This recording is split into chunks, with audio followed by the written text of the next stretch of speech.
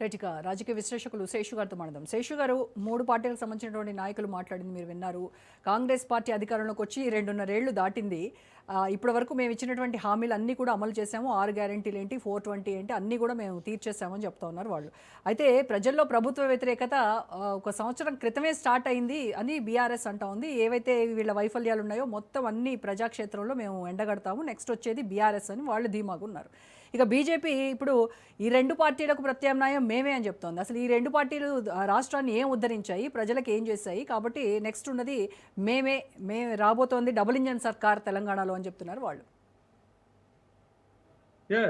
రోజా గారు, అందరికీ నమస్కారం.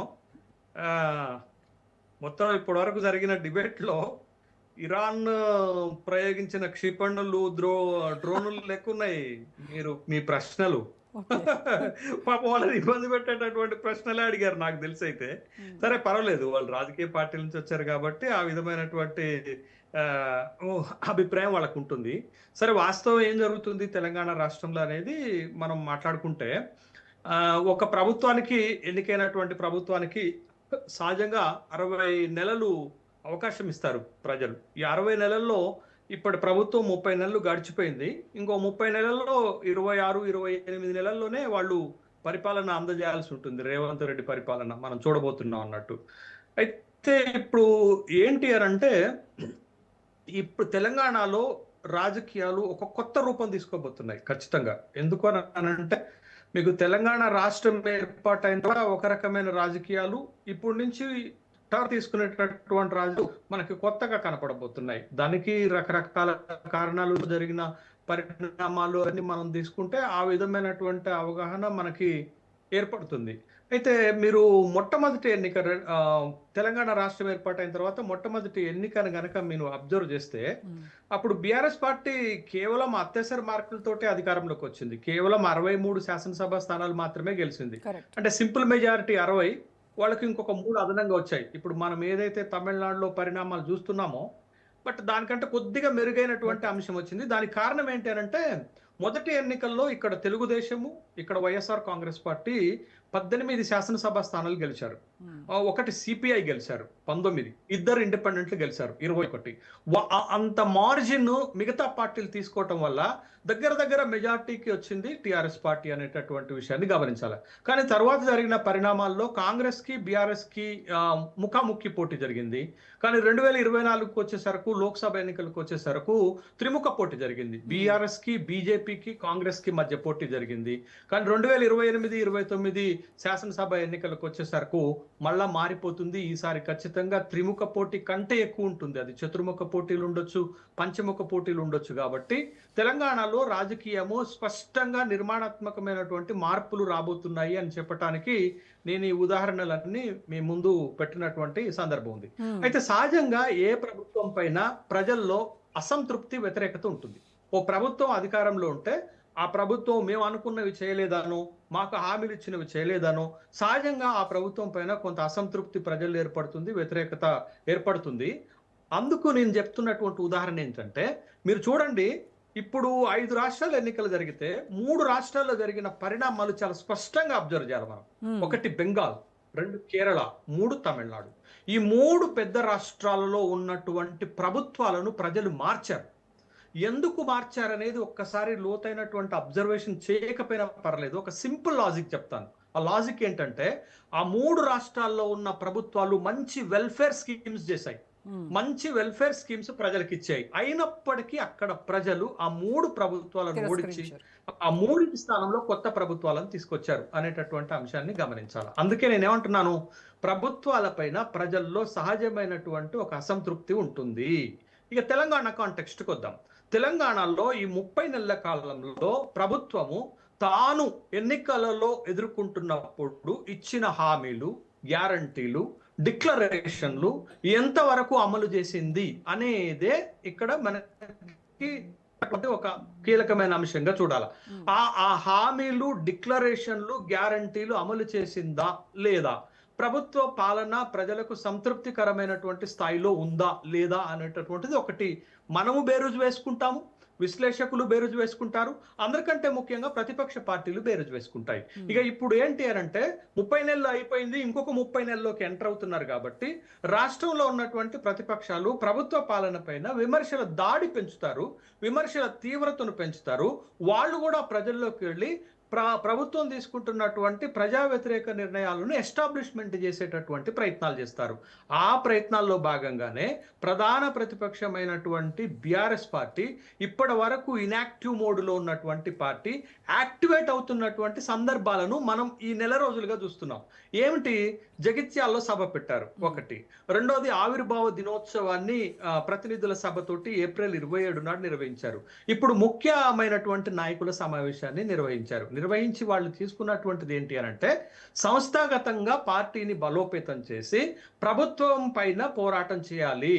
ప్రభుత్వం పైన పోరాటం చేయాలన్నా, ప్రభుత్వ హామీలు నెరవేర్చలేదని ప్రజల్లోకి తీసుకుపోవాలన్నా వాళ్ళు సంస్థాగతంగా బలోపేతం చేయాలి. బీఆర్ఎస్కు ఉన్నటువంటి ప్రధానమైన లోపం ఏంటంటే వాళ్ళు 10 సంవత్సరాల అధికారంలో ఉండటం వల్ల ప్రభుత్వాన్ని పట్టించుకున్నంతగా పార్టీని పట్టించుకోలేదు, పార్టీ సంస్థాగత నిర్మాణాన్ని పట్టించుకోలేదు. కాబట్టి వాళ్ళకి ఎన్నికల్లో ఇబ్బందికరమైనటువంటి పరిస్థితులు వచ్చాయి. మళ్ళా అది పునరావృతం కాకుండా ఉండటానికి కేసీఆర్ తీసుకున్నటువంటి నిర్ణయాలు ఏంటంటే సభ్యత్వం ఒకటి, రెండోది సంస్థాగత నిర్మాణం, మూడోది ఇన్ఛార్జీలు, నాలుగోది ప్రభుత్వ వ్యతిరేక నిర్ణయాలపైన ప్రజల్లోకి తీసుకుపోవాలి అనేటటువంటి ఒక అంశాన్ని తీసుకొని వాళ్ళు సమావేశం పెట్టుకున్నట్టుగా మనకి కనపడుతుంది.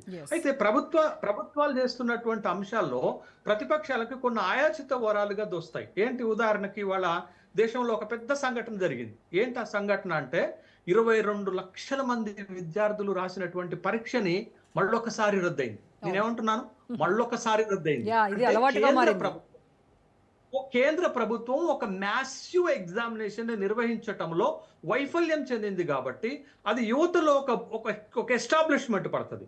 ఈ ప్రభుత్వము కనీసము పరీక్షల నిర్వహణలో కూడా ఫెయిల్యూర్ అవుతుంది అనేటటువంటి ఒక అంశం వస్తే దాన్ని ప్రతిపక్షం, కాంగ్రెస్ లాంటి ప్రతిపక్షం, లేకపోతే ప్రధాన ప్రతిపక్ష నేత అయినటువంటి రాహుల్ గాంధీ ఉపయోగించుకుంటారు. అట్లనే తెలంగాణ రాష్ట్రంలో కూడా ఇప్పుడు రైతులకు ఎదురవుతున్నటువంటి ఇబ్బందులు, రైతులు పండించినటువంటి వరి, మొక్కజొన్న, జొన్నలను సకాలంలో కొనుగోలు చేయటం లేదు. కాబట్టి అట్లాంటి అంశాలు వస్తున్నప్పుడు రాష్ట్రంలో ఉన్నటువంటి ప్రధాన ప్రతిపక్షం దాన్ని ప్రజల్లోకి తీసుకుపోయేటటువంటి అంశంగా మార్చుకొని ప్రభుత్వాలపైన పోరాటం చేస్తుంటాయి. అయితే ఇక్కడ మనం గమనించాల్సినటువంటి కీలకమైనది ఏంటి అని అంటే, నరసన్న ఉన్నారు కాబట్టి నేను కొన్ని అభ్యంతరాలు చెప్తున్నాను. అభ్యంతరాలు ఏంటి అంటే, 6 గ్యారంటీలే తెలంగాణ రాష్ట్రంలో కాంగ్రెస్ ప్రభుత్వం అధికారంలోకి రావడానికి చాలా కీలకంగా పనిచేశాయి. ఆ 6 గ్యారంటీలలో 30 నెలలు దాటిపోయినప్పటికీ కూడా చాలా కీలకమైనవి, డీబీటీలో అమలు చేయాల్సినటువంటివి, డైరెక్ట్ ట్రాన్స్ఫర్ మనీ చేయాల్సినటువంటి కొన్ని కీలకమైనటువంటి పథకాలు అమలు చెయ్యలేదు అనేటటువంటి విషయాన్ని ఇవాళ చూడండి. బెంగాల్లో సువేందు అధికారి రాంగలోనే మొదటి నిర్ణయం ఏం తీసుకుంటున్నాడంటే మహిళలకు 3,000 రూపాయలు ఇచ్చేటటువంటి నిర్ణయం తీసుకుంటున్నారు అనేటటువంటి ఒక నిర్ణయం తీసుకున్నారు. మీకు పక్కన ఆంధ్రప్రదేశ్ లో కూడా చూడండి, మహిళ పెన్షన్ పెంచేటటువంటి కార్యక్రమాన్ని, అప్పటి వరకు ఉన్నటువంటి 3,000 రూపాయల పెన్షన్ ని 4,000 రూపాయల పెన్షన్ కార్యక్రమాన్ని ఇమీడియట్ గా అక్కడ చంద్రబాబు నాయుడు అమలు చేశారు. అంటే ఒక ప్రజల్లో ఒక పాపులరిస్టిక్, ప్రజల్లో ఇది మా ప్రభుత్వము అని ఓన్ చేసుకునేటటువంటి కార్యక్రమాలు. ఉదాహరణకు పెన్షన్, ఉదాహరణకు 2,500 రూపాయలు మహాలక్ష్మి కింద ఆడబిడ్డలకు ఇచ్చేటటువంటివి, అవి అమలు చేయకపోవటం వల్ల వెలితిగా కనపడుతుంది. అంటే గ్యారంటీలను సంపూర్ణంగా ఇప్పటి వరకు ఈ ప్రభుత్వం అమలు చేయలేదు. పాయింట్ 1. పాయింట్ నెంబర్ 2, ఈ ప్రభుత్వము 5 డిక్లరేషన్లు ఇచ్చింది. Declaration is the more than promise. Promise కంటే డిక్లరేషన్ చాలా గొప్పది. అందుకే కాంగ్రెస్ ప్రభుత్వము డిక్లరేషన్స్ ఇచ్చింది. మీరు కేరళలో చూడండి, ఇక్కడ ఎవరైతే కాంగ్రెస్ పార్టీకి స్ట్రాటజిక్ గా పనిచేశాడు సునీల్ కనుగోలు, కేరళలో కూడా అతనే పనిచేశాడు. కేరళలో కూడా కాంగ్రెస్ ని గెలిపించాడు. అక్కడ ఇందిరమ్మ 5 గ్యారంటీలు ఇచ్చారు. ఇందిరమ్మ 5 గ్యారంటీ, ఇక్కడ కూడా మనకి 6 గ్యారంటీస్ ఇచ్చారు. 5 డిక్లరేషన్లు చేశారు. 5 డిక్లరేషన్ లో BC declaration, SC ST declaration, minority declaration, youth declaration, మహిళా డిక్లరేషన్, ఈ డిక్లరేషన్ లో ఇచ్చినటువంటి కీలకమైన ప్రధానమైన హామీలను ఇంతవరకు అమలు చెయ్యలేదు అనేటటువంటిది చాలా క్లియర్ ఎస్టాబ్లిష్మెంట్ ఉన్నది. ఆ అంశాలనే ఇవాళ ప్రతిపక్షాలు మీకు క్షేత్రస్థాయిలోకి తీసుకువెళ్ళేటటువంటి అవకాశాలు ఉంటాయి. అయితే ఇక్కడ బీఆర్ఎస్ కున్న అడ్వాంటేజ్ ఏంటంటే, సెంట్రల్ గవర్నమెంట్ లో బీజేపీ ఉంది, రాష్ట్ర ప్రభుత్వంలో కాంగ్రెస్ ఉంది. అక్కడ కొన్ని ప్రభుత్వ వైఫల్యాలు ఉన్నాయి, ఇక్కడ కొన్ని ప్రభుత్వ వైఫల్యాలు ఉన్నాయి. ఓవరాల్ గా ప్రభుత్వాలపైన ప్రజా వ్యతిరేకత బీఆర్ఎస్ కి కలిసి వస్తే బీఆర్ఎస్ కూడా గతంలో కోల్పోయినటువంటి ప్రాభవాన్ని మళ్ళా పునరుద్ధరణ చేసుకునేటటువంటి ఒక స్పేస్ పాలిటికల్ లో, ఒక డెమోక్రసీలో ఒక స్పేస్ ఉంటుంది. బట్ ఆ స్పేస్ ను ఉపయోగించుకుంటే వాళ్ళు మళ్ళీ ఎమర్జింగ్ ఫోర్స్ గా వస్తారు. ఆ స్పేస్ ను ఉపయోగించుకోలేకపోతే వాళ్ళు మళ్ళా అదే స్థాయిలో ఉండిపోతారు. అయితే శేషు గారు మీరు ఇందాక అన్నట్టుగా తెలంగాణలో త్రిముఖ పోటీ ఉంటుందా, చతుర్ముఖమా, పంచముఖమా, ఎన్ని ముఖాలున్నా కూడా ఓన్లీ రెండు పార్టీల మధ్య ప్రధానంగా పోటీ ఉంటుంది. కాంగ్రెస్ వర్సెస్ బీఆర్ఎస్ మాత్రమే ఉంటుంది. ఎందుకంటే బీజేపీకి అంత సంస్థాగత నిర్మాణం లేదు, గ్రామీణ స్థాయిలో ఓటు బ్యాంక్ లేదు, వాళ్ళు ఇంకా బలంగా లేరు కాబట్టి. రోజా గారు గంగాపురం గారు ఒక్క నిమిషం, మీరన్న దానికి నేను ఏకీభవిస్తాను. కానీ ఇటీవల జరిగిన పరిణామం దానికి ఒక ఎగ్జాంపుల్ చెప్తాను. మీకు తమిళనాడులో ఎన్నికలు జరుగుతున్నప్పుడు థర్డ్ ఫోర్స్ 1977 నుండి 2026 వరకు అక్కడ రెండు పార్టీలే ప్రభుత్వాలను ఆల్టర్నేటివ్ గా మార్చుకుంటూ వచ్చినటువంటి ఒక పొలిటికల్ హిస్టరీని టీవీకే విజయ్ మార్చాడు. మనం ఏమనుకున్నాం, ఎలక్షన్ల ప్రచారం జరుగుతున్నప్పుడు టీవీకే విజయ్ సభలకు క్రౌడ్ ఫుల్లింగ్ వస్తుంది, పెద్ద ఎత్తున ప్రజలు వస్తున్నారు. ప్రజలు వస్తున్నప్పుడు ఒక కామన్ పొలిటికల్ ఫెనామినా ఏం చెప్పామంటే, ఈ క్రౌడ్ అంతా మీకు ఓట్లుగా మారటానికి ఒక గ్రామ స్థాయిలో, బూత్ స్థాయిలో టీవీకే విజయ్కి యంత్రాంగం లేదు, ఓట్లు వేయించుకోలేరు, కాబట్టి టీవీకే విజయ్ పార్టీ ఒక ఫోర్స్ అవుతుంది కానీ అధికారంలోకి రాదు అని అంటే, ప్రజలు రెండు పార్టీల మీద విరక్తి కలిగినప్పుడు ఏ యంత్రాంగం ఉన్నా ఏ యంత్రాంగం లేకపోయినా వాళ్ళు తీసుకెళ్లి వాళ్ళ స్వచ్ఛందంగా ఓటు ఎవరికి వేయాలనో వాళ్ళకి వేయటం బట్టే ఇవాళ అనూహ్యంగా 108 స్థానాల్లో విజయం సాధించి టీవీకే విజయ్ తమిళనాడులో అధికారంలోకి వచ్చారు. కాబట్టి ఈ పాత పొలిటికల్ ఫెనామినాలన్నీ కూడా బద్దలవుతున్నటువంటి నేపథ్యంలో మనం పాత ట్రెండ్స్ ని, పాత స్ట్రాటజీలను కొత్త స్ట్రాటజీస్. అందుకే నేను ఏమంటున్నాను, Telangana politics open to the different parties. మనం గతంలో 2 పార్టీల విధానం చూసాం, 3 అయింది, ఇప్పుడు 5 అవుతుంది ఖచ్చితంగా. అట్లా అయినప్పుడు తెలంగాణ లాంటి ఒక చిన్న రాష్ట్రంలో ఓ పార్టీ అధికారంలోకి రావాలి అని అంటే చాలా శ్రమ చేయాల్సినటువంటి అవసరం ఉంటుంది, గతానికి భిన్నంగా వ్యవహరించాల్సినటువంటి అవసరం ఉంటుంది. కాబట్టి తమిళనాడు ఎగ్జాంపుల్స్ రాబోయే రోజుల్లో తెలంగాణలో కూడా రాజకీయాలకు కనపడేటటువంటి అవకాశాలు ఎక్కువగా కనపడుతున్నాయి. బట్ కనపడటానికి అవకాశాలు ఉన్నాయి. బీజేపీ ఏదో వెస్ట్ బెంగాల్ తరహాలో ఇక్కడ అధికారంలోకి రావచ్చు అని అనుకుంటుంది, బట్ అక్కడ పనిచేసిన పోలరైజేషన్ కావచ్చు, అభివృద్ధి మంత్రాలన్నీ తెలంగాణలో వర్కౌట్ అవ్వాలి. రోజా గారు దానికి కూడా ఒక ఎగ్జాంపుల్ చెప్తాను. మీరు బెంగాల్లో బీజేపీ 207 సీట్లు కలిసి బ్రహ్మాండమైనటువంటి స్థాయిలో వచ్చింది అని అంటే, మనం బీజేపీ విజయాలనే చూస్తున్నాం, బీజేపీ వైఫల్యాలు మరుగున పడిపోయాయి. ఎందుకంటే బెంగాల్ లాంటి ఒక పెద్ద రాష్ట్రంలో అది విజయం సాధించడంతో దాని వైఫల్యం మరుగున పడింది. దాని వైఫల్యం ఏంటో చెప్తానండి నేను. సౌత్ ఇండియాలో 3 రాష్ట్రాల్లో, అంటే ఒక చిన్న రాష్ట్రం మీకు కేంద్రపాలిత ప్రాంతం పాండిచ్చేరి, మిగతా 2 రాష్ట్రాలు కేరళ, తమిళనాడులో ఎన్నికలు జరిగితే 404 శాసనసభ స్థానాల్లో ఎన్నికలు జరిగితే బీజేపీ గెలిచింది 8. మీకు పాండిచ్చేరిలో 4 గెలిచారు, తమిళనాడులో 1 గెలిచారు, కేరళకు 3 గెలిచారు. అంటే ఇది ఎంత పెద్ద వైఫల్యం భారతీయ జనతా పార్టీది. 404 శాసనసభ స్థానాల్లో ఎన్నికలు జరిగితే బీజేపీ గెలిచింది 8 మాత్రమే. ఇంకొకటి పెద్ద 2 రాష్ట్రాల్లో, తమిళనాడులోనైతే దారుణ పరాజయం. ఎంత దారుణ పరాజయం అంటే, ఒకనాడు ఆ పార్టీ ఓట్ బ్యాంకు 12.7% ఒంటరిగా పెరిగితే ఇవాళ 2.9% తగ్గటమే కాదు, వాళ్ళకున్న 4 శాసనసభ స్థానాలు దిగిపోయి 1 శాసనసభ స్థానం. అంటే సౌత్ ఇండియాలో వాళ్ళ ఎంట్రీకి విపరీతమైన హర్డిల్స్ ఉన్నాయి. సౌత్ ఇండియాలో వాళ్ళ ఎంట్రీ అంత ఈజీగా జరగట్లేదు. సౌత్ ఇండియన్ పీపుల్ బీజేపీని అంత తొందరగా నమ్మటం లేదు.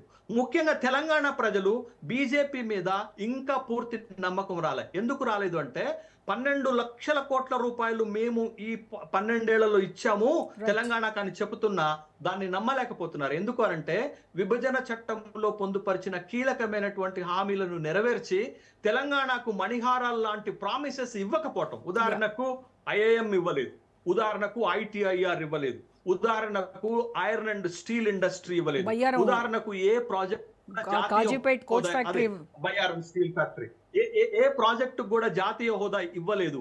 ఇట్లాంటి అనేకమైనటువంటి అంశాలు ఇవ్వకపోవటం వల్ల తెలంగాణ ప్రజల మనసుల్లోకి బీజేపీ పోలేకపోతుంది. వాళ్ళకున్న ఒకే ఒక్క అడ్వాంటేజ్ తోటి కొన్ని ఏరియాల్లో కొన్ని వర్గాల్లో వాళ్ళు పెరగలిగారు కాబట్టి ఆ మాత్రం మెజారిటీ ఆ మాత్రం సీట్లన్నా సంపాదించగలుగుతుంది. బట్ ఓవరాల్ స్టేట్ అంతా కూడా దాని గ్రిప్ లోకి రావాలి అంటే ఇప్పుడున్నటువంటి స్ట్రాటజీ దానికి సరిపోదనేటటువంటి విషయం